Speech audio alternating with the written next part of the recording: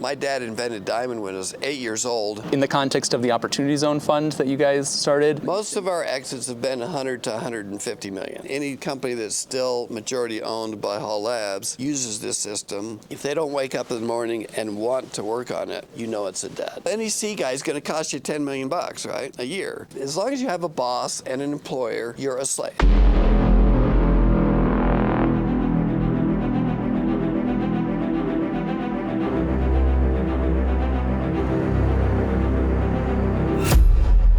Well, you guys seem to have mastered patents. That's one of the super interesting things about Hall Labs. You guys have almost 1,000 patents that have been... Yeah, I think right now we are very close to 1,000 that's actually out there. And we have several hundred in the pipeline all the time. We patent very quickly, and so nearly everything you see here that I'll talk about is already covered by patents. And so I'm free to openly talk about them. We actively, very quickly do what's called provisionals, and then a year later turn them into real patents. The provisional actually protects you. When I was a freshman in college, I filed a provisional patent that I didn't end up following up on, but I learned about the process. Yeah. So it's a way to protect actively so that you can talk to people about it, because it always takes quite a bit of time to get it down. Yeah, I think I heard on some podcast, I think it was with Michael, who was saying that the medic toilet patents were like 10 or 15 years old before you guys ended up trying to commercialize them because sensor technology wasn't small enough and maybe one or two other technological things weren't in place. That's correct. And for instance, the Vanderhall patents, Vanderhall's commercial and profitable, but those patents now are 10 years old. There's only 10 years left on them, right? Yeah.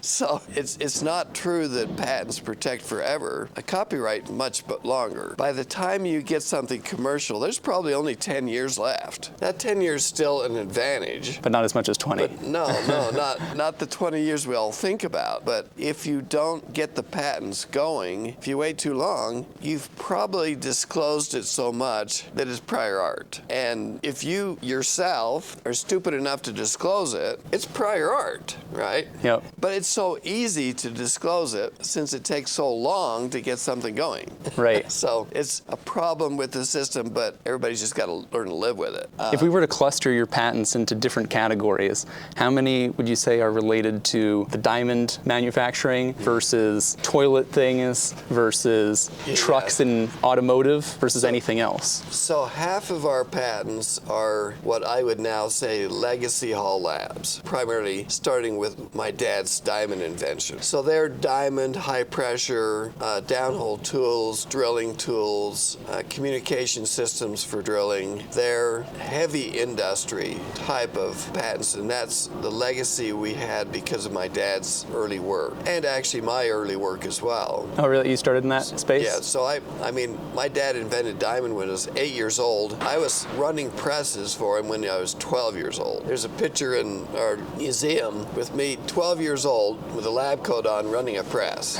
So that's awesome. I was trapped, right? So it was good trap, right, to be in because I'm exposed to technologies from the time I was 8 years old on and actively working in it, and then grew up with that and then applied it. So primarily what I was doing was applying the diamond technology, encouraging it along so it would grow. And now, of course, it's huge industry with thousands and thousands of people in it. So this is a good segue. A lot of people in my audience are successful tech entrepreneurs, and there's a lot of people who found a company, sell it, and they get the itch to start a business incubator or a venture studio. Mm-hmm. And a lot of times they just perform worse than if you just started a normal VC fund. Yeah. You guys seem to be one of the very few instances of a venture studio that is done very well. And I want to understand how you've managed to do that. How have you guys managed to produce multiple successful companies, multiple successful exits, all internally, whereas a lot of other venture studios have failed in that regard?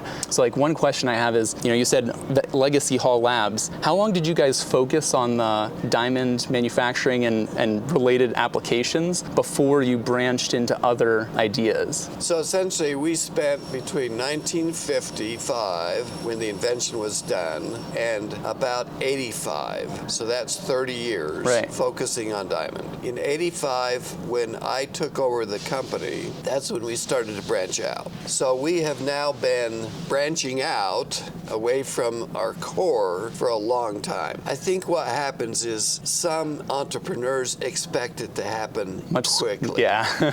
It doesn't, all right? Yeah, so that's a long 30 years to establish that core base of diamond 30 years applications. in the core, helping the industry grow from, say, $1 million to $20 billion, and actually it's now like hundreds of billions, is a long time, and most entrepreneurs nowadays don't think in terms of generations. They think in terms of a few years, right? Which is possible when it's just software. Yeah. We have always dealt with heavy physics, super high pressures, super high temperatures, chemistry, software. I mean, we were early into software before it existed, because in the 60s, when we were controlling our presses, we were using tubes for the digital part of the analog system because we didn't have transistors yet. Then it moved to transistors. So all of our projects involve heavy software, heavy electronics, because in order to make diamond, we had to have that. We had to control the temperature within a degree centigrade. We had to control the pressure within a few pascals, right? So we were busy trying to control precision things like a spacecraft here on Earth, and it took software, it took electronics, it took all of the disciplines, not just one. Now that's another reason why we succeed. It's not single discipline. So you think just the fact of bringing together multiple groups rather than, say, I set up a venture studio in Silicon Valley, I hire a bunch of software engineers versus very, very narrow.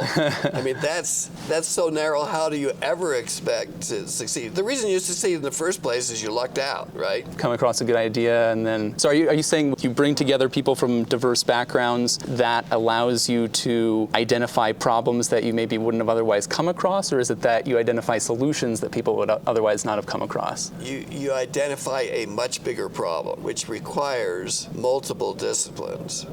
So it means that people just wouldn't even tackle it. Like if I only have 10 software engineers in a studio, and I think about, oh, well, there's this problem of how do I make a toilet that senses a lot of data on a daily basis or multiple times daily basis. I'm not even going to tackle that problem if I only have software engineers. Yeah, versus... so let's take the example of Vanderhall. That was started 15 years ago, right?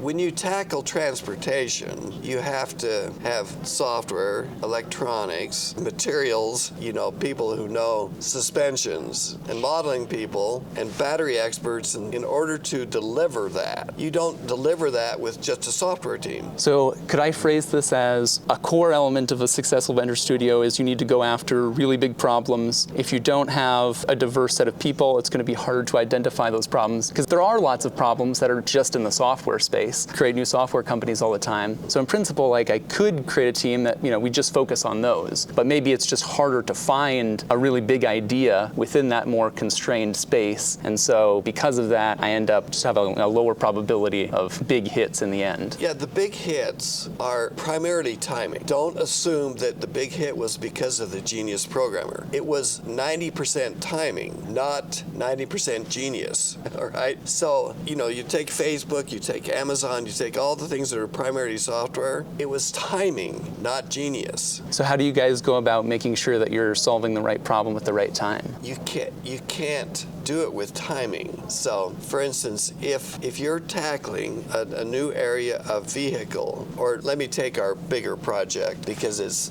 more relevant. We're trying to solve the housing problem, and we've been doing this for 40 years. Now, housing is a huge problem, right? Yep. It's much, much bigger than even trying to solve, distribution, an Amazon type thing, right? Nobody solved housing, right? Yep. We're still doing housing like we've done it for 1,000 years, with a hammer, with nails, with trades, on site, specialty. And so we wonder why the costs keep going up. Well, if raw materials keep going up, if labor keeps going up, if we're not having babies so we don't have labor's going to go skyrocketing, right? And zoning restrictions and regulations on building keep going up.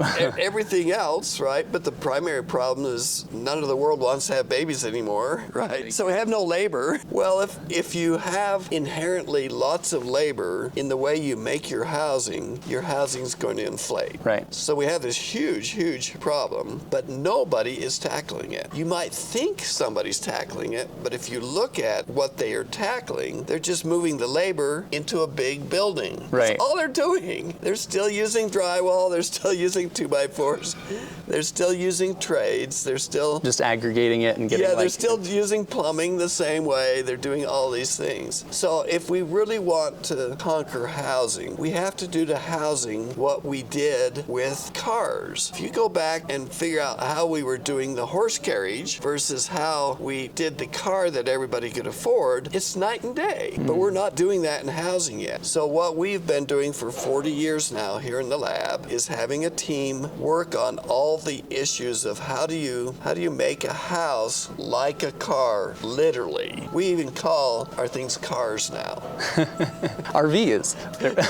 We can all live in RVs. But an RV, if you go to Kansas and see how an RV is actually made, it's made like a house. Really? So what is the main difference between how an RV is made and how a mainstream mass-produced car is made? Okay, so you've probably seen videos of car manufacturer making a car, right? Well, the car's going down the line, right, and the labor, which is only a small percentage of the total price of that car, is quickly assembling a part that's made by another assembly line, right? Yep. And so, for instance, Tesla can do a car every 15 minutes or something, right? It's coming off the line. Have you ever seen a house do that? No. But I've also never been to an RV manufacturing facility, so I don't know how. But you're saying they do it like, they actually send in a single person, put in the plumbing line, and then they're drilling and Right. So no. Yeah. So they're building a house in a factory, right? Right. So what you have to do is rethink every step, every part of that house, and turn it into something that can be assembled like a car. And not only assembled like a car, supply chained like a car. That means taking the whole flippin' thing and spending 40 years on it. Only a lab like ours that's established and has things always coming off our assembly line to be sold so that it can be funded like a long-term lab can tackle a problem that big. Okay, so I want to suck as much information from your processes here as possible. So would it be fair to phrase a general statement of big problems, you're not trying to address the timing problem, you're not trying to time the problem, but if you attack a big problem early, then nobody else is tackling it for a while, so eventually the time will come, and then you're set up, and then you can have that success. Yeah, since we started 40 years ago on housing, you hear about it more and more, right? Yep. The time is coming. Right. We will be ready, I'll bet, when the time hits. You're not ready yet also to live in the housing of the future. Yeah, I gotta have some cultural adjustment there.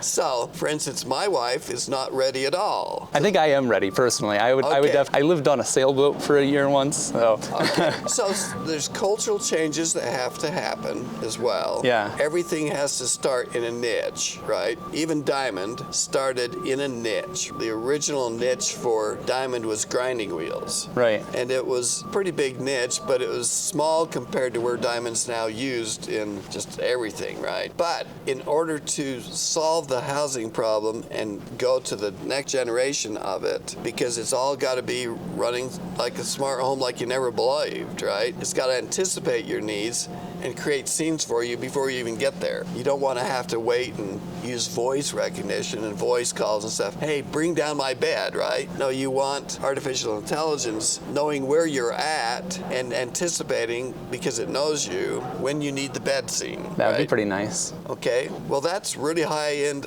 AI software, right? Yeah. So you need really good controls. You need new materials. You can't do it with the old 2x4 and drywall, right? Yeah. You need new plumbing, so it can't be the old toilet. Now that's another reason why we have a toilet project. In fact, if you analyze it completely, every one of our projects is kind of interrelated. Yeah, I watched some podcasts with you where you were also talking about the smart city and was it like Joseph's Platte? Yeah, right. And all Eventually sorts it's got to come together in a walkable community. So it's kind of like Elon Musk has his idea of a space thing in Mars. Well, we have an idea of a community on Earth that's completely walkable. You still go to see grandma, but you rent a car and probably a robot car, right? So we have an overall vision of the future green walkable community that every project is related to. But then the projects relate to each other. So when the toilet guys get that toilet really working, well, it'll also work in the housing, and the plumbing will be different. And then that waste product will go to our pyrolyzer to turn it back to carbon. But that's another project. So it's like you'll have a bunch of companies. This one produces a toilet. This one produces a certain type of housing. Yeah. This one produces, maybe you'll get into robocars. And then there'll be separate companies, but they'll all be cross-compatible so that in the future, instead of having an issue where you have a brilliant idea of like, I want to innovate, create this new thing, but then it has a network barrier, which just, it doesn't work with all the other existing things. So to solve this, you'd have to solve all the other ones. But then, oh, you already did solve the other ones, so now they all work nicely They come together. And of course, the whole world is working on things as well. We're not the only ones, right? Yeah. But what we are trying to do is look further out than anybody. So because we're private, we're able to lurk generationally. If we were public, we couldn't. Yeah, now, that doesn't mean tough. that some of our spin-off companies don't become public. But from our point of view, it's mature. Right. So Vanderhall is becoming mature. It'll go public or merge with another company or something. But that technology will take off, and we'll have the robocar, right? We'll have all these things because other companies will have been enabled to do it. Do you think Vanderhall will expand from power sports into more mainstream everyday cars? I think it will move into the car of the future, not the everyday car. Okay, so skip the everyday car, go straight to the robo taxi idea? Yeah. So Gotcha. it will use recreational sports to get to the eventual need, which is not what a current Tesla is. Right. So if we get to the true robocar, we don't need it for 4 people, right? Yeah. So even Elon Musk, who realizes we've got to get to robocar, is compromised. Right. He's already trying to fit it into the existing framework rather than realizing that, oh, most Ubers are like 1 or 2 people. So maybe you don't need a 4-person car. Yeah, or and in fact, it'd be more convenient if those 2 people were in separate ones because they end up going different places, right? Or even if they go to the same place, it might actually be cheaper to have that smaller car. If you look to the future, then you don't build a car the way we build it. But he's a public company, he's trapped. Yeah. I'm also interested, I listened to a podcast interview with, I think it was Will Walker, who was saying that Vanderhall reached profitability, and he said at 39,000, I'm not sure if he meant $39,000 average price point or 39,000 units, but I'm interested, how did you guys manage to make Vanderhall profitable at a relatively small scale versus, you have a ton of EV companies that have, a lot of them went public via SPAC during the past few years and are nowhere close to profitability. So it's the process of, number one, keeping the company private during the early stages so that you don't have all the overhead. If you look at all of these startups that are trying to conquer the world, they've got a whole C-suite of highly paid people and no workers. Right. All right. Well, the problem is the public market, they don't ever look at the worker who does the things. They don't look at their resume. They look at the resume of the CFO and all the C's, right? Right. So you got these 10 C's up here sucking money like crazy, right? And nobody down here doing the work. So if you're private and you can have the people doing the work and no C's at all, none of them, then you can get to profitability with just the $25 million that we invested in Vanderhall to start with. So they were profitable by $25 million of investment, but they also didn't go after a mainstream car. Right. If you go after a mainstream car, you have to compete with the world, right? There's no margins in those at all. Right, okay. So go after a product that has high margin. Like the initial Tesla, the Roadster. Right, okay. Yeah. But even Tesla had too many C's. They had too much overhead, so it still cost them millions of dollars to get there. And of course, if you read Elon's book, he had to get rid of all those C's. They didn't do anything anyway. It was the technician that did it, right? Right. So we have way too many C-level people, and we think they make it, and they never do. They are not the secret. They are not the one that makes the company go. It's a few, it's 5 key people that made it go, and it's none of those. But the market market doesn't think that way, right? Yeah. So the market requires all this huge overhead. And remember, NEC guy has got to have 5 other highly paid bills, and it's got to spend money, right? So NEC guy is going to cost you $10 million, right, a year. If you have 10 Cs, that's $100 million a year for nothing. Nothing. And that's where, when we try and go public and when you try and get money from venture capitalists, that's where the money's spent. It's not spent with that expert engineer or technician actually solving the problem. Right. Even with normal venture capital, you still have the pressure to grow and Where's your CFO? Yeah. Where's your chief diversity officer? Where's all this stuff that they require? And then those people have to spend money, right? So they have to have staff. They have to have an office building. Yeah, I also was curious, what exactly is your shared resource program? So what you do is you have an accounting system that allows a scientist on one project to go help somebody on another project to just get over a hurdle. And is each project started from the get-go as its own company, or are they incubated within the Hall Labs company? It started as what we call a project. So what happens, let's say one of the engineers has a really good idea. Yep. Okay, let me give you a small example. We've developed smarter home lifters that lift bikes and things like this. And so one of our engineers said, well, let's lift e-bikes because they're really getting heavy. Right. And let's not just lift them, let's lift them and charge them at the same time. Because that's the other problem. You come to the garage and your e-bike is there on the ground and you forgot to plug it in. So you can't go anywhere, right? Yeah. So you plug it in and then you go do some jobs and stuff and come back, a few hours later and you can finally go. Well, if you store it out of the way and it's being charged at the same time, yeah, it's ideal. it's ideal. Well, so we start the project and we give it, say, $50,000. A few engineers start joining it. You can't afford the programmer yet, so you need to borrow somebody. Well, we allow people to borrow each other, and then our accounting system is set up so that even though they're working for another company, the hours they work on that project are charged to that project times 1.5. So there's some overhead paid for by this guy. So that's what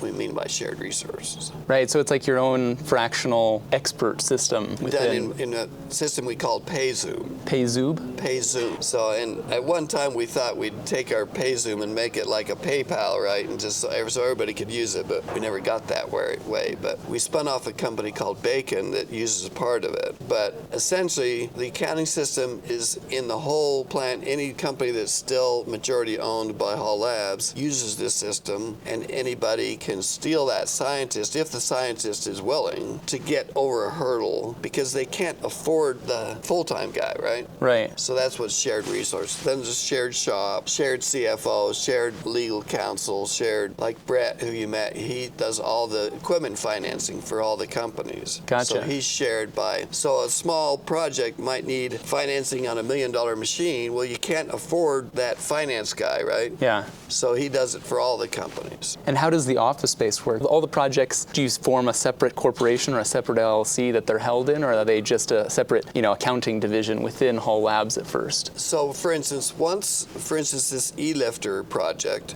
is now getting to where they need to go into production. So we're getting close to where maybe it should be a company. So we'll form a company, start putting some people full-time in that company, right? But not 10 Cs, right? Because that would kill it. So shared Cs, they need some legal help. They need some accounting help. Well, the Central Hall Labs has full-time legal people, full-time IP people, full-time CFOs. You saw Brett, full-time financing, right? So we're large enough that we do have all those Cs. Well, not all of them. We have maybe a third No of chief diversity officer. No.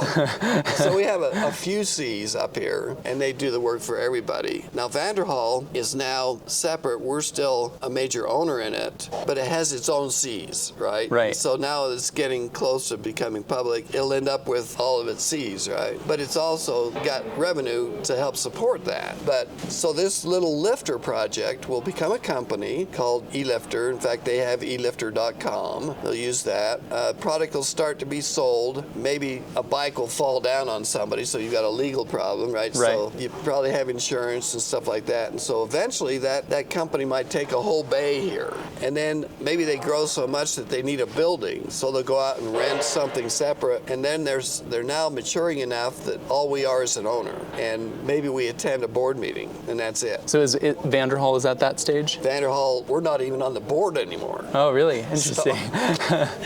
Because it's a separate company. It's got its own business plan. It's morphing, in different directions even than we intended, but it doesn't matter to us because the core concepts are out there now. So the core concepts we wanted out in the public was the ability to make a different car with only a few $1 million of capital. We achieved that. It's a very impressive feat. The other thing we wanted is so that you could develop just about any kind of platform. So Vanderhall has the core technology to do any vehicle. And then it's also got the core platform of the electric motor and the battery and the control systems to do anything. So it can expand into anything in ways that nobody else has ever considered because it can do it with low capital. It doesn't need $1 billion of capital to get going. It needs $25 million. Is that how you guys came up with the Opportunity Zone Fund number, $25 million? Well, I'm not sure of that, but we definitely don't think you need billions of dollars to get a company going. Yeah. We think that's usually a waste of money, in fact. Right. Because if you have all these C's up there spending money like crazy, you're just putting it down the drain. Do you guys have a philosophy on companies like Uber, right, who lost billions of dollars, not only on the C's, but also just on sort of subsidizing the cost of their product? Do you guys, when you go to market, always go for something that is profitable, or do you follow a strategy of, we're just going to monetize it, maybe it is losing a bit of money, but eventually we'll be profitable? Well, it's okay if it's got a plan to get there. If you're dumb enough to think that you can just spend money forever and you'll somehow get there, that's nuts. That's dreaming. Yeah. Right? So you've got to get to something profitable. And, Uber's got to get there. Yeah. They've got to figure it out, right? They should have figured it out 10 years ago. They wasted 10 years and they didn't knuckle down and really figure it out, right? Instead, they just kept asking for money and pouring money into it, but they don't have the core done. When the core is still not profitable, what do you do, right? Come on, it's got to be real. Yep. So the core concept has got to have high margin. If it doesn't, then you're in trouble. Yeah, and if they're not eaten into by marketing, which is a lot of startups. How do you guys handle marketing? Do you guys... That's individual companies. So once it becomes a company, then it's got marketing issues, right? Yep. So it's got to have marketing people. And then again, you don't want to hire those marketing people too soon because they might wreck the product because they'll start doing surveys, which is what they're taught in school, right? Yeah. Which is ridiculous because any really good new product you can't do by a survey because nobody can imagine it. If I were to try and have a marketing person analyze, this transforming adaptive new housing concept, they'd throw it out immediately. Yeah. Because any market survey would say no. Well, so how do you guys make sure that you build things that are going to be economically viable? I think Thomas Edison had some coal invention that he had made in the first round. I think he basically had success with the light bulb, went into something about coal mining, ended up that didn't work. Then he was like, okay, I need a better idea of I'm only going to build things that are useful for people that they actually want to buy. And then he pivoted how he decided on projects. How do you guys avoid that? I'm not sure you can avoid it. And in a lab like this, you'll have a lot of failed projects. But if you don't have a big C, if you don't have all those C's, you don't waste 20 million. Right. You waste maybe $250,000. Because if the money's going to the technician and the engineer to work out the problems on that project instead of a huge staff, that's $250,000 or maybe $1 million instead of 10 or 20 million. Right. And then how do you decide to kill it off? Like, if there's technological failure, that's one thing. But if it's something that maybe technologically succeeds, and then it's a question of, how do I know now if this is economically viable? Do I spin it up a company and start marketing it, or how do I do that? The best way to determine if something is flowing to solutions or not is, are the people doing it, not some market survey or some C person. The technicians and engineers and the physicists and the chemists, the people people trying to solve the problem, if they're no longer excited, if they don't wake up in the morning and want to work on it, you know it's a dud. Do you compound that with a second layer of, I've worked on some projects in the past that I built out and then realized it was a very small market size. So it's basically like I built the product that I wanted, but actually I'm kind of unusual, so a lot of people don't have this particular issue. So here's the other rule we have to solve that kind of problem. You have to be able to imagine a $100 million exit. If you're not tackling a problem where you can imagine a $100 million exit, where somebody out there is going to pay $100 million for it, then you're tackling something way too small. Right. So that is another axiom we have around here. Now we're not always good at keeping our own religion. Right.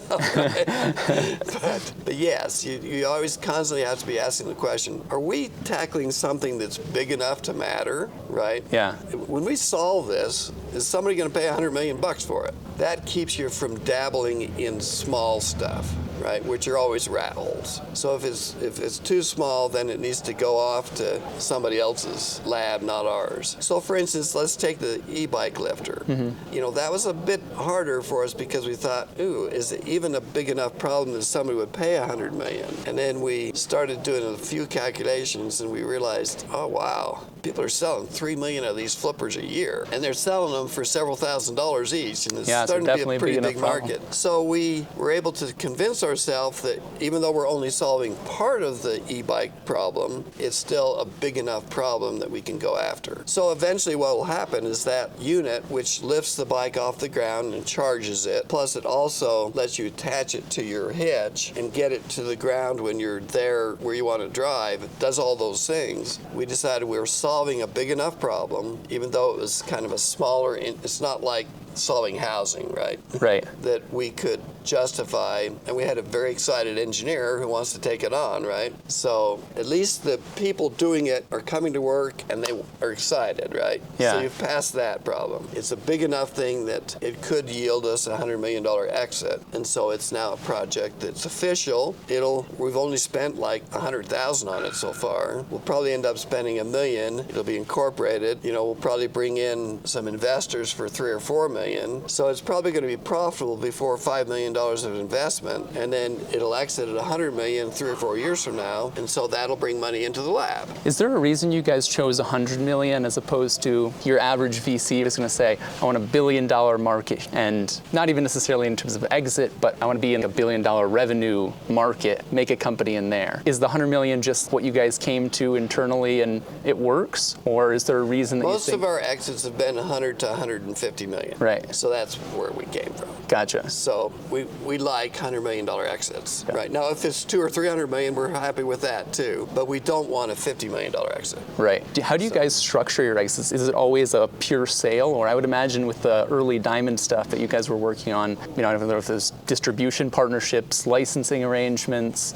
joint ventures. It can be anything. So for instance, it could be a strategic buyer. It could be a private equity company that just wants to grow it from where we're at to hundreds of millions. We've never had a venture company actually come and buy us out. But in any of those, the way Vanderhall's going right now is going towards IPO. Now a strategic might buy it out before the IPO hits. Right. But we're fine to let those companies, as long as we're not managing it, right?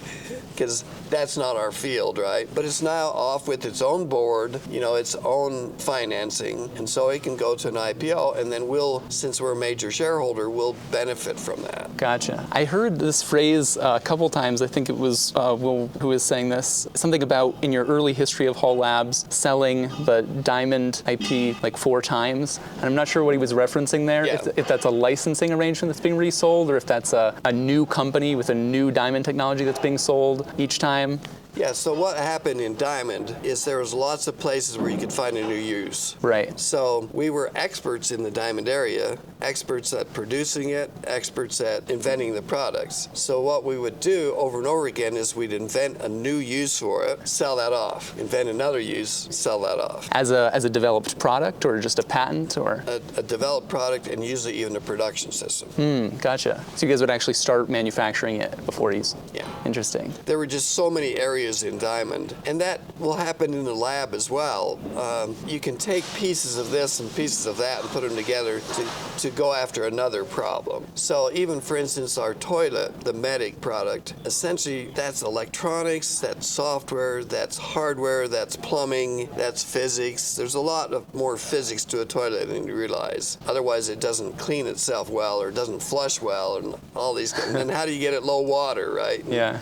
And then long term, how do you get it just right to carbon so there's no sewer system as well? So tackling those problems, you have to have a very broad look at it. You can't come in with just the software of it. So it takes a large lab to tackle that issue. Yeah, so you're almost like a university in that regard. Like you have you build a core expertise in this area, and then you find different applications of this. Like we're now experts in toilet physics and toilet manufacturing, and it's like, okay, now we can apply this to a toilet that goes into hospitals or assisted living facilities. We can build, just a reduction toilet for an RV. We can do various things. So for instance, the RV toilet that we are working on will take the waste and pyrolyze it. And what that means is you're taking the waste and converting it back to carbon. And then the carbon is so much smaller than the waste. You save up the carbon and maybe once a month dump it, right, in your garden. But now you have a toilet without a sewer. And then if you do multi-stage systems for purifying the water, your water can just go around. So we hope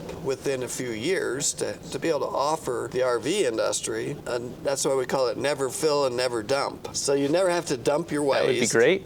You never have to fill your water. Right? That would be pretty awesome. That's what that industry needs. But frankly, so does the housing, because a big part of housing is also all the utilities you have to jump into. Yeah, the water problem is also especially interesting because a lot of smaller towns and ruralish areas that have had net migration out, and then now their water infrastructure and their sewer infrastructure is not maintained, and then it starts failing, and then the city doesn't have enough money to rebuild the entire system. Yeah, so that would be... What we believe is that all utilities need to move. Well, let me start with our first fundamental thing. Housing of the future is going to be apartment buildings. There will be no such thing as single-family homes. We can't afford that. Never could. We only could because of cheap land, which we got from the natives. So now that the land is getting more and more expensive, we can't afford it. Well, we stole it, right? So we had that for a long time. Cheap land, right? Cheap raw materials because we won the wars or things like that. Well, those things are going to disappear. The single-family home where each family has their own little kingdom is not sustainable for the whole world. It's just, you can't do it. So go keep dreaming, but that is ridiculous, right? So we've got to move to apartment buildings where we each have maybe 200 square feet, which means it needs to adapt so that That's very far in the future. It creates scenes because you need 8 different scenes during your day, right? So it creates the scenes for you. So that's why we call it adaptive. It adapts and knows where you're going, adapts to your need. But it's smaller. It's not 800 square feet like we're currently doing. It's 200 square feet. That's scalable to the world. 800 is not. And 800 on a half an acre is not. So take all the resources of the world and everything we can do. What can we do for all 7 billion people? We can do 200 square feet. We can do apartment buildings. Then we have to give up the individual car and adopt the robo-car, which Elon sees, but he can't do it because he's a public company now. He really needed to go private, man. He'll never get there as a public company. So what we need is robo-cars and walkable communities where we primarily just walk and we live in a mansion, the mansion being the community, not our house. Right now, we're all trying to be kings where our mansion is our little house, right? That's what we're trying to do. That's nuts.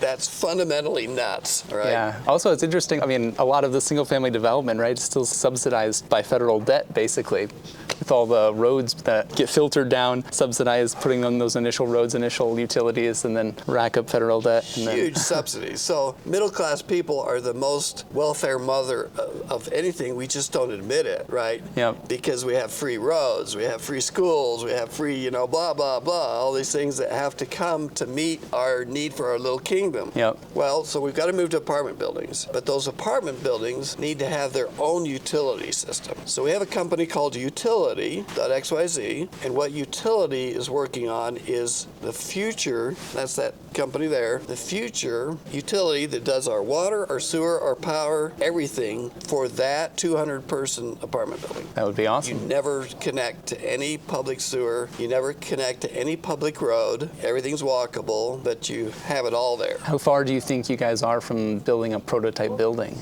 That's a prototype building. A prototype apartment complex. Okay, we're probably 5 years away from that. That's closer than I would have expected. Yeah, and we're probably 7 years away from having the full utility system going. Yeah, I mean, I think even a 200 square foot space is pretty appealing to someone if it costs a fourth of the amount as is common in the US. If you can sell a 200 square foot space and you could sell that for 80 grand or 100 grand, I don't know if you could reach that price point, but that would be immediately marketable right now. Okay, so our community thought process is really total freedom is when you don't own. It's like Elon Musk even went through this stage. He had all these homes and he realized they were just a liability, right? He had to maintain them, they had to keep up. So build to rent? So build to rent. So housing as a service is where we think the future is. You should build that in an opportunity zone. So housing as a service where the cleaning's done for you. Everything is done for you. Your meals are brought to you. So you don't need the great big huge kitchen unless it's a hobby and then you go rent a big place for, to do it, or you work as a chef, right? So housing as a service is where the future is. We believe enough people are already willing to do housing as a service. We can start in a niche and then grow it to mainstream, over a generation. How do you address, what if someone wants to hedge the risk of, I don't want to live in a rented place anymore because, who knows how much rent will go up. I'm giving up some autonomy. How would you address that problem? Well, the only thing for that person to do is to go have his own kingdom, right? Or to buy a unit and make it a condo complex instead of an apartment complex. Well, as soon as you get to buy, then you lose the efficiency of capital. So a fallacy that all of us are going through right now is we all think we can be individual capitalists, right? We can't. Capital is something, you notice how the rich get richer? Pretty well proven principle, right? Capital is concentrated. You cannot be an individual capitalist. What is the alternative? That's a fallacy. So what you want to be is an individual entrepreneur. How am I an entrepreneur but not a capitalist? We don't have to have the two combined. You can, as an entrepreneur, you can rent all your capital if the community owns it. So the community is the capitalist because it's a billionaire, right? It's the Elon Musk, right? So the community can compete with all the other huge capitalists because there's 100,000 of you that pool your capital. Your capital's in the community, right? Now you rent everything you need, and as an entrepreneur, you don't have to be a capitalist anymore. But then what do I do?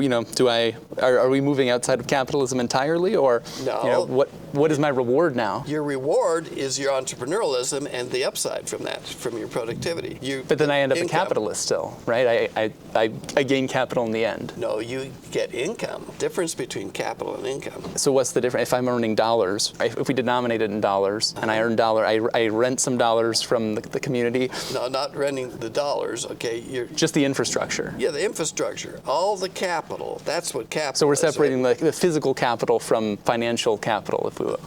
The community is also much larger financial capitalist, and you're an investor in that. But because you're a successful investor, you're getting a premium return, and so you're focusing on productivity. That's what you can focus on. You're kidding yourself if you think you can focus on capital. So what is do you have a specific structure in mind, or it sounds, this is kind of like a broad social economic structure. How would this work if we follow Elon to Mars, we set up a little community there, right? We're starting from scratch. Is this set up at the government level? Is it set up at a level of Think of it as a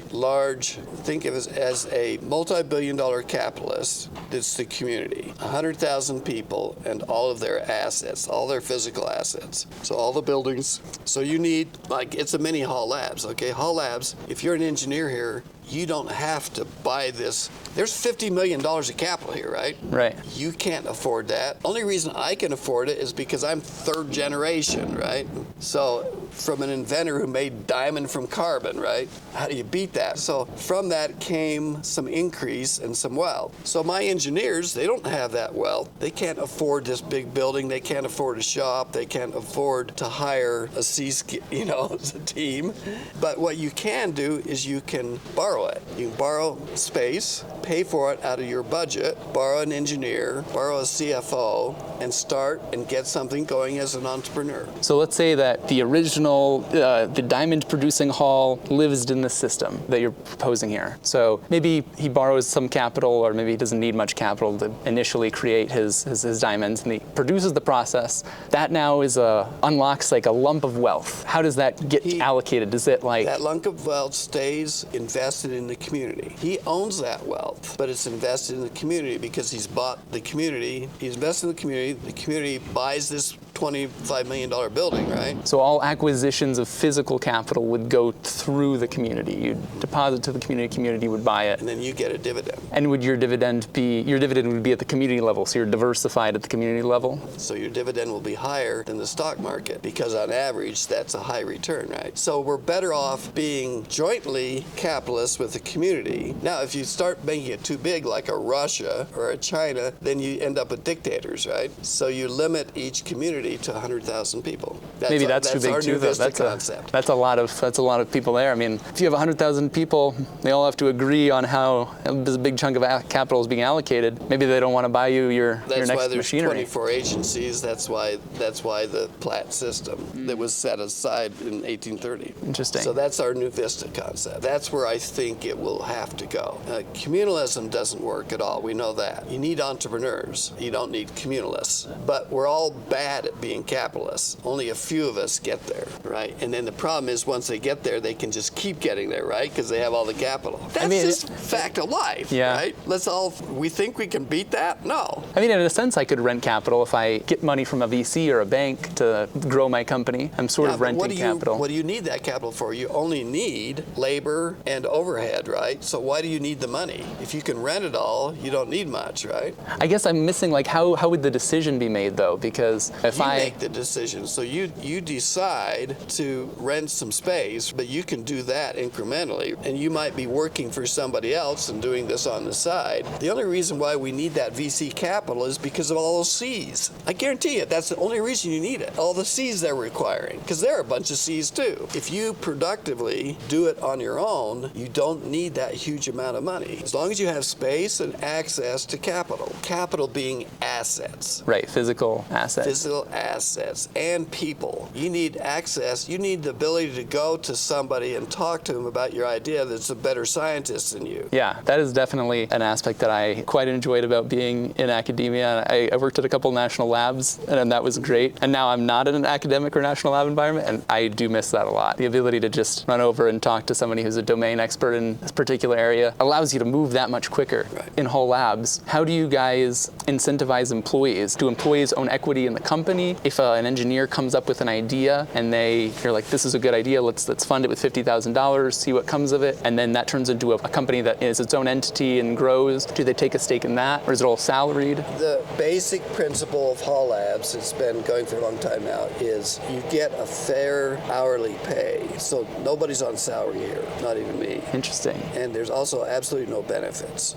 No holiday pay, no vacation pay, no disability, no insurance, nothing. You're paid a fair wage for an hour of labor. So everybody here has that as a basic. That's so they can meet the bread. Now, our second incentive is interesting jobs. Why come to work if it's not interesting? I agree. It's definitely a great incentive. Okay, so that's the second incentive. The third incentive is a piece of the future value of what you're working on. So if you contribute to a project, then eventually when that becomes a company, you get a piece of it. And do you have it as a formula, or how do you quantify that? That's quantified primarily by the leader of the project decides how to share it. So it's team by team will be different in how exactly it's allocated. Because you also don't know for quite a while who's really contributing. So the first thing is come to work because you need bread and butter, but you don't need all the crap. Get rid of all the crap because those are all just fingers grabbing you. Benefits are just a way to enslave people. It does lock people in, that's for sure. Yeah, so golden handcuffs are no different than slavery. So if you want to escape slavery, slavery completely. Get to where you're an entrepreneur and you're an individual, right? So we try and help people be at least partly there. But in the NuVista concept, in a full NuVista system, there's no employee. You can't employ somebody because that's just another form of slavery. You have to get a contract with them. So it's all contracts with each other. No such thing as employment. What's the difference between employment and a contract? Just other than, obviously in the US, we have laws that go in addition to an employment contract, but is that the only difference? Yeah, and employment is a fancy way of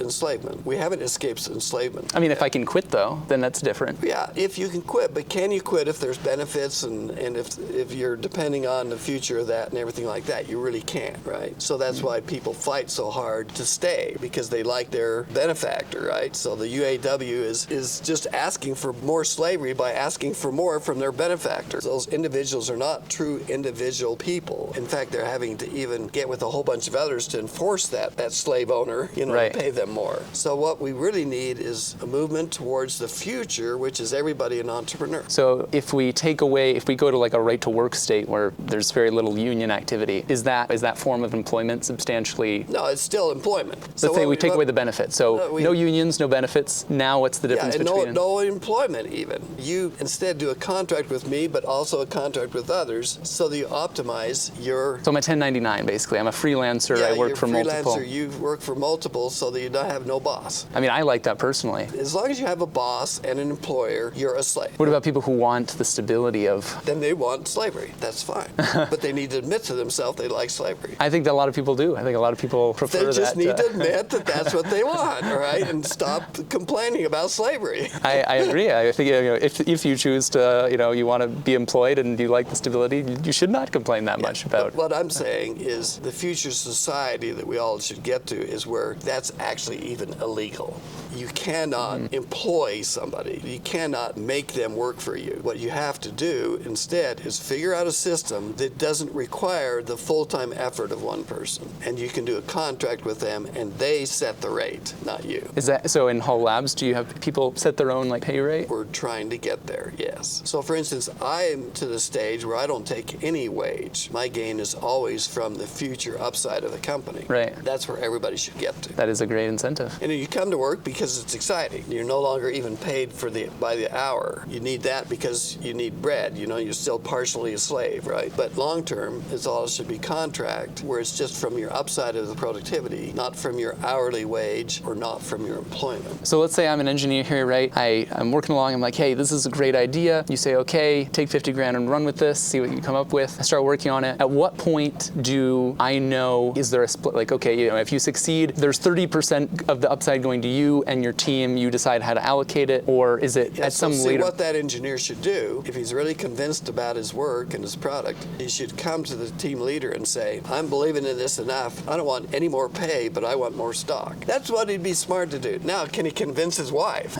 All right, or his kids? All right, so those are the cultural issues, right? Do you have that happen at Hull Labs? Yes, we have had people do that. So there's some engineers here who are working only for equity. Do you have a system of trade-off? Like if you give up all the pay, then you get X percent? You don't want a formula for it. You want contracts, right? But anybody who joins us already has to be pretty good at convincing their wife and their mother-in-law that they don't need benefits. And usually the mother-in-law is the problem.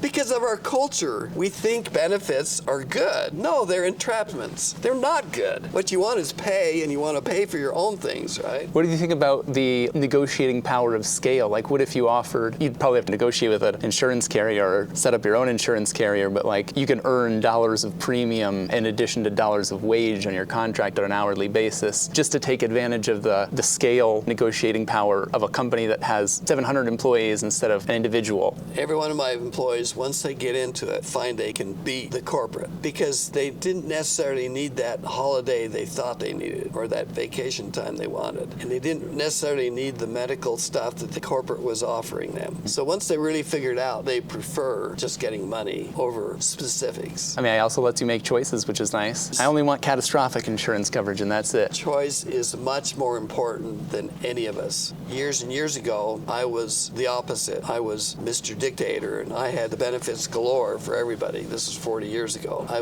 had more benefits than anybody in the valley. And one day, a young pregnant mother came into my office, and her husband was a good engineer that worked for me, and she swore at me like I've never never heard ever. But corporate had changed the health plan because we were getting a better deal from this other company. We were doing the corporate thing. Well, that affected her personally, and I heard it, right?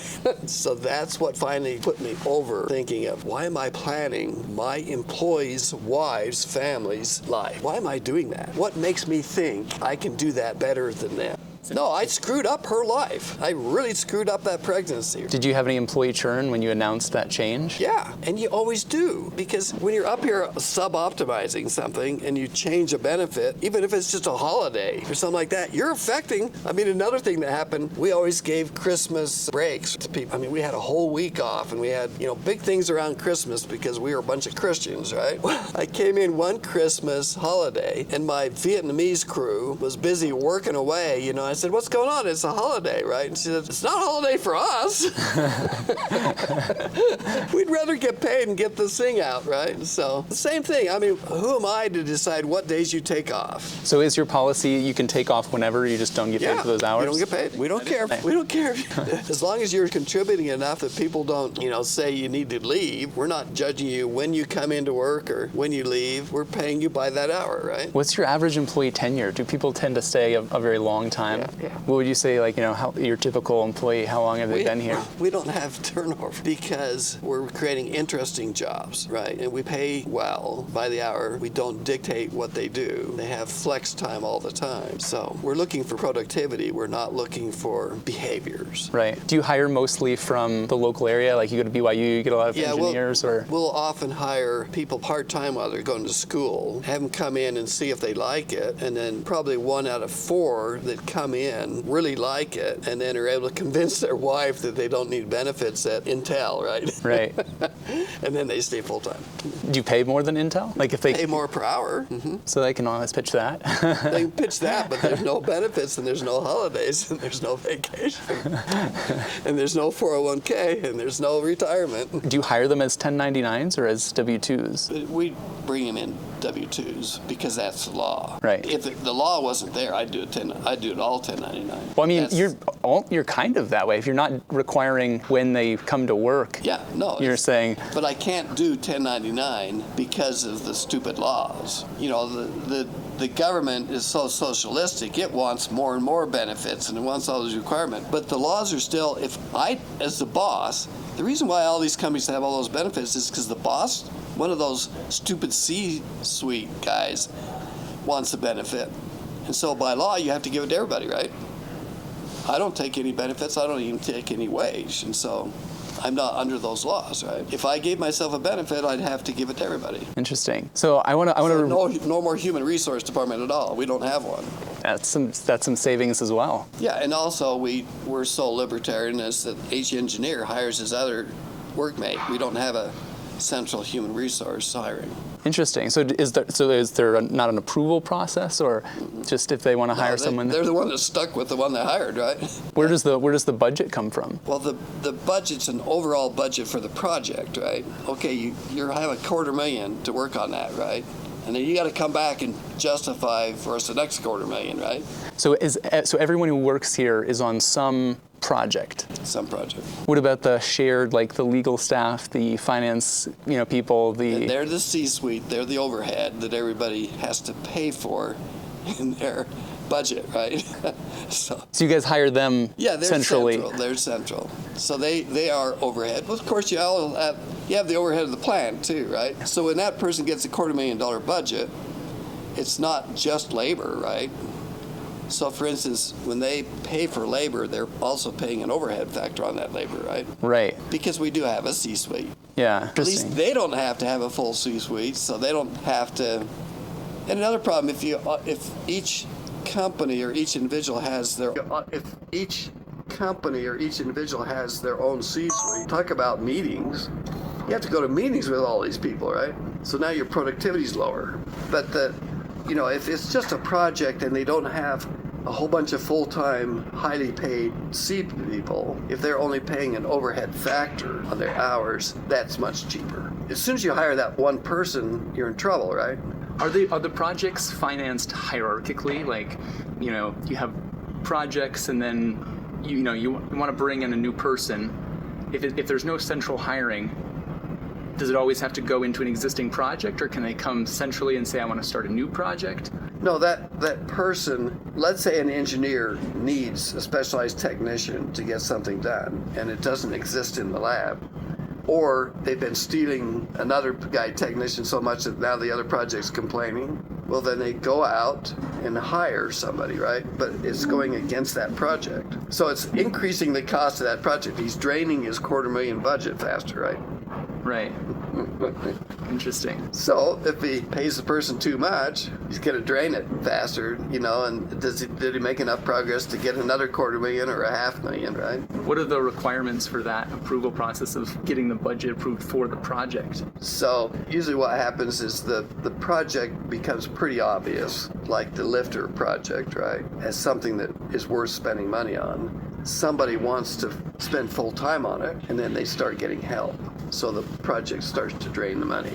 But I guess so, let's say that I start draining the money and I think, hey, we're making progress here, give us more money, or who makes the decision of... Every quarter they have to report their project to the C group, where there's a lawyer, a CFO, an accountant, a finance guy, and other key people in the company. So if they can convince everybody that we ought to keep going, then they get another $250,000. Usually it goes from $250,000 to $500,000 to $1 million. And is that C-level decision process, is that they have to convince you, or is that, They have to convince multiple people that, hey, this is a good project. Gotcha. Is it is that standardized, or is it just sort of... It's pretty loose. So it's not, it's not on a form. Right. Well, I guess, I think it's Blackstone who has a process, in their investment committee, a certain number of people in certain roles have to agree for an investment strategy to be undertaken. Is it something like that? Or is it if one person would be like, well, you guys all disagree, but then I'm like, I really think we should invest in this project. And you're like, well, I don't think so, but I guess. It's much more here.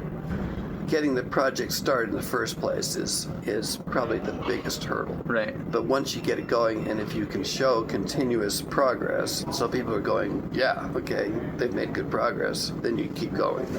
Right. And so getting it started in the first place is probably the biggest problem. How long does your average project last? Would you say more than 50%, die after that first round of funding, and you're like... They last much longer than they should.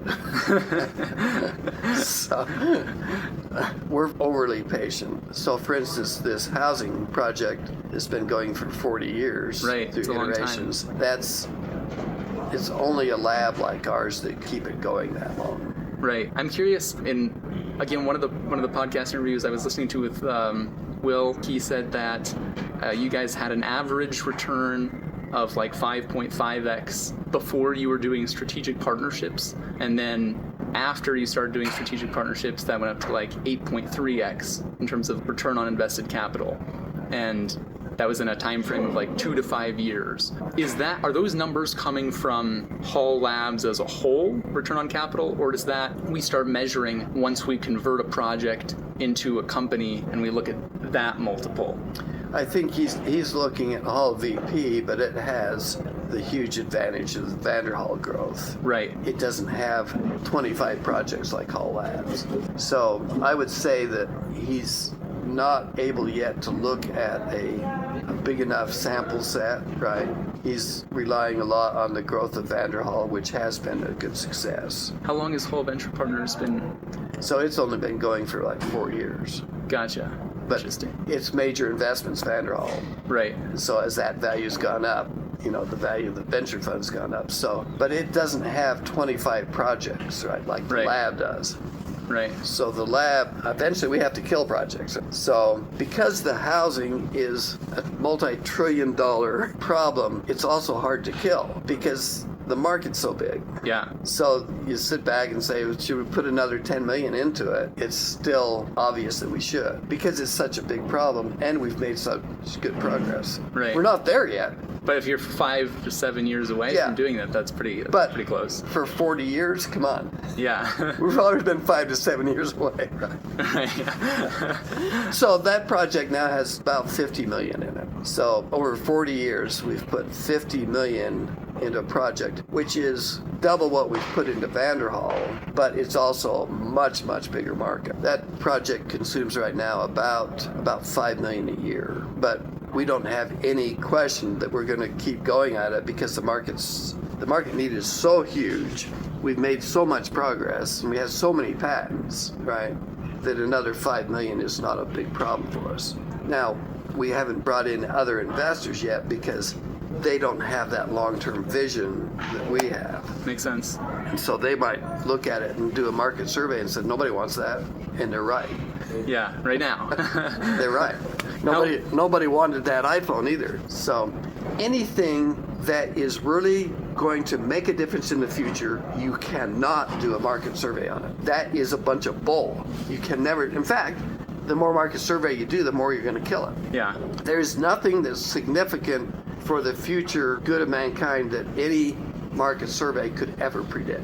Whether from the inception of Hall Labs or some later point, has Hall Labs overall seen a growth that outperforms the stock market, or is it something that, you still have a lot of things tied up in super long-term projects like the housing project? So our overall performance, our internal rate of return is what you're saying, is much bigger than the stock market, but that's not what we look at. So for instance, if you look at the portfolio of patents and look at all the different projects we have, what we look at is what do we think the future value of each of those projects are?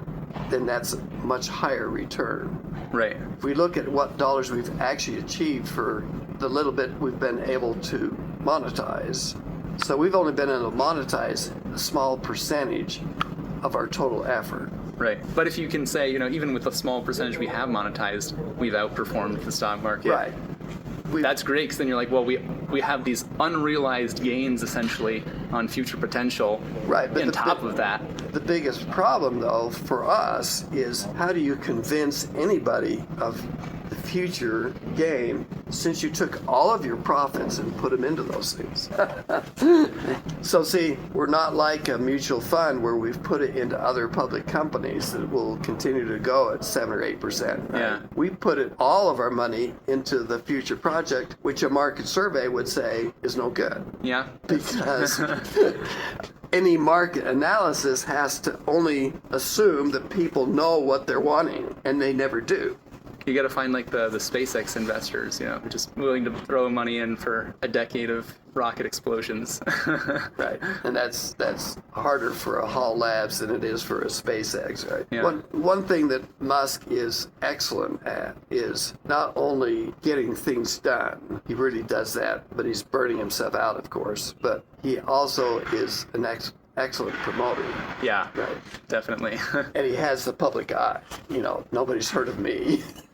Nobody's heard of Hall Labs, right? You could. I mean, you have the cool factor. I feel like you guys need like an internal media company. No, because let's say an investor came and looked at us. They do a market survey and say you need to modify that. Maybe. I mean, I think there's a variety of investors. No, they right? absolutely would. Some investors have a very long term. You got to find those few right who are going after the huge gain in the long term. I think the best way for us to stick to is some of our investments from multiple years ago, like Vanderhall, are now maturing enough that people can see it. Right. It's very hard to take somebody's money and have them invest in something that would fail a market survey. Right. Right. And most of our projects would fail a market survey. I know you guys in the past did like some sort of fixed income product, where I think it was like a 12% debt instrument that you guys had running for 10 or 12 years. Right. Was that was tied to royalties, I think, from the diamond stuff, or was that coming from? No, it's tied to our exits. So essentially those people are hoping that we can continue to exit things at a fast enough rate to pay for the interest, and we still have those. So that's where we've got about $100 100 people that are betting on us enough, but they get a good 12% return. Right. So essentially, they're depending on us continuing to exit. The more mature companies that people can do a market survey on and can see, they're depending on that. So for instance, Smarter Home, Surefy, and Vanderhall are all companies that are profitable. You can see, you can do a market survey on them. So those will be the ones we exit in the next few years to fund the longer term projects. Because how do you convince somebody that adaptive is the future of housing? I think there's a group of people that would see that. I guess depends on how much of the pitch you pitch them on. Yeah. If you pitch them on community and will capitalism, they wait 7 years? Maybe. Yeah, so it's this stuff. Musk always promises 1 year, right? I'm willing to admit it's 7 years off. I'm not going to tell people that we're going to have this in a year like he does. So, and again, my problem is our housing, we've always thought it was 7 years out. 40 years ago, we thought we'd get it done in 7 years. Now, after $50 million of expenditure, we still think we're 7 years out. So you could argue correctly that maybe it's another 50 years, right? Yeah.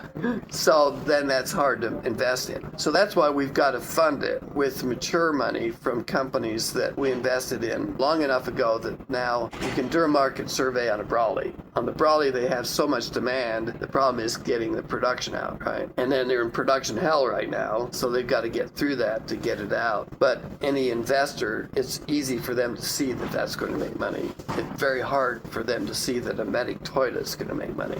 How did you choose the projects to put into the Opportunity Zone Fund? Was it just projects that you thought? More mature ones, that we thought we could sell. And was that motivated by, trying to accelerate the exits so that we can then reinvest into the longer term projects? Yes. And we think we'll continue to do that. So we'll take projects that aren't quite ready for being totally independent, but are far enough along that they've got sales and they've got some momentum, get people to invest in those along with us prior to them becoming totally independent companies. Right. So you think you'll do another Opportunity Zone Fund? Probably. It's super interesting. I do a lot of Opportunity Zone stuff, and nobody does operating businesses. It's a way more interesting aspect of Opportunity Zones. Everybody's in real estate. It was the original intent, and unfortunately the Congress people allowed the real estate industry to change the law. It should have never been allowed to be real estate. That's where lobbies are powerful. So they took a very good law, which was to create jobs and to create industry in areas that were old steel mills like this. So this was an old steel mill. There were once 2,000 jobs here, but the real estate industry got their wording into that law, and that's nearly all it is now. Definitely. Very little job creation. If you start companies from scratch, it's great. But the way things work out, sometimes the real estate can still appeal more, partially because of the fact that you can depreciate it. If you buy stock, you can't depreciate it, so then you don't get the recapture benefit. But still, if you can grow a company at twice the rate of the... But still, that tax advantage was supposed to create jobs, not concrete. Yeah. That's just a deferral of inflation. That's corrupt. So Whole Labs is really, in my view, one of the only valid uses of that law. I think it's definitely one of the best uses. You guys should put one of your long-term projects in an Opportunity Zone business, because, there's certainly at least an incentive alignment there of you don't necessarily need to exit in 2 to 5 years. You don't want to exit in 2 to 5 years. You have to hold it at least 10. You don't really want to hold that long. You want to hold it until 2047, because then you get the maximum tax benefit. So, well, thank you so much for your time. Whole Labs is such an interesting place that I didn't know existed. Wow, this is awesome. A rare example of a success of a business incubator venture studio. Also, you're doing operating businesses for Opportunity Zones, and you're doing really hard, interesting tech, super patent-molded, large-scale projects, large-scale impact. We really hope to make a difference in housing, transportation, housing, health, water, sewer, trash, and energy. Yeah, we didn't even talk about the medic toilet that much, but that is a super interesting one also. Years ago when I was in grad school, I was thinking about how nice it would be, you need, some sort of device that you could put into every house that you would get data every day, health data every day. And I was envisioning some sort of device you'd walk through, and we'd use a bunch of multi-spectrum imaging to try to get stuff, but I was like, this is going to be so expensive, and there's a lot of problems here. The toilet, that's a way better route to do that. Daily lab on your waist. Yeah. So, thank you. Thank you so much. Thanks. Can I collect your little clip there? Yep, interesting interview. So you just do a podcast and it comes out weekly or something? Or? Or?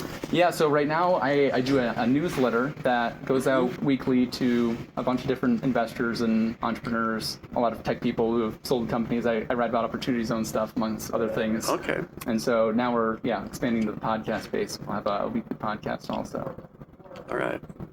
Well, some of our funnest projects, if you want to come back and talk to Michael, is in the area of water, sewer, and trash. I actually am going to talk to Michael later today, so I get to ask him about some interesting have him show you the pyrolysis process and the multi-stage evaporation. Those things are coming along nicely, so that eventually in an RV and in our apartment of the future, we just aren't dependent on sewer and water and all those things that we're just so dependent on now.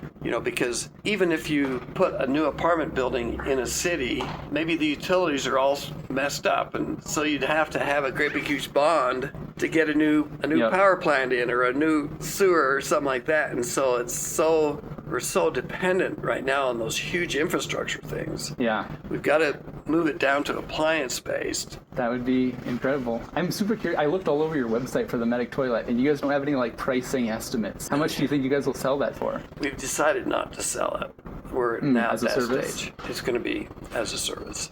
Nice. So we're starting in assisted living centers. Yeah. And perfect application. And it's just a subscription. So we're going to start with just detecting UTIs because it's such a huge issue for adult older people. And what happens is they'll get a UTI and then they get it too late and they go to the hospital and die, pneumonia or something like that, just because of a simple thing that can be detected by a toilet like that. So we'll start in that area. We tried the individual to home stuff.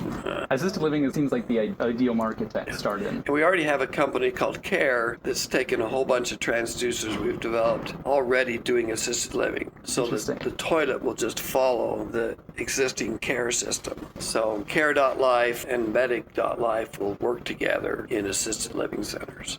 People falling all the time, that was a real problem. So we've got cameras that will detect falls. It was a real pain for people to weigh these older people all the time. So we've got a mat that is in front of their sink that weighs them, and it also tells us if they're steady or not. That's cool. So just a whole bunch of different sensors in the assisted living room to help people take care of. And then medic will follow in the bathroom, because all these assisted living centers, they all have their own bathroom. So you put the toilet in there and start doing the analysis, the waste analysis that way. So that's where we're going with medic. But we had to learn a whole bunch of things to get there, and the original market we went after didn't pan out. So individual home-to-home? Home-to-home didn't work. People aren't concerned enough about their health to pay that much. How much?